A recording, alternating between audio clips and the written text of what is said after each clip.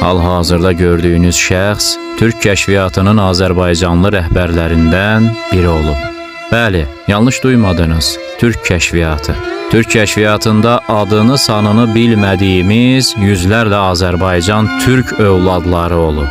Bu şəxs Gəncəmizin məşhur soylu nəsillərindən biri olan Rəfibəylilərdən Əyyub bəy Rəfibəyovdur. Türkiyədə bilinən adı Eyüp Sayğındır.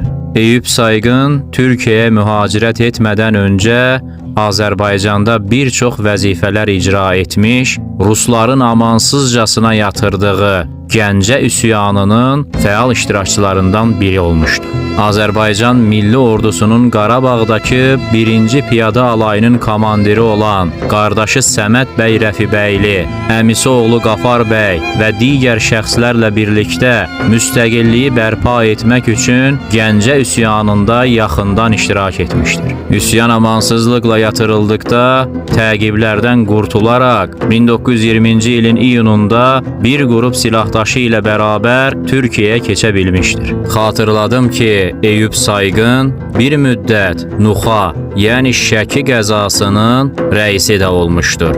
Eyüp Sayğın 1933-cü ildə Türk xalqının sosial və mədəni həyatında mühüm rol oynayan xalq evlərinin quruluşunda iştirak etmiş və Qars şəhərində yerləşən xalq evinin ilk rəisi olmuşdur. Təəssüflər olsun ki, hələ də mühacirət həyatı yaşayan digər Azərbaycan oğulları kimi onun da məzarı Azərbaycanda deyil.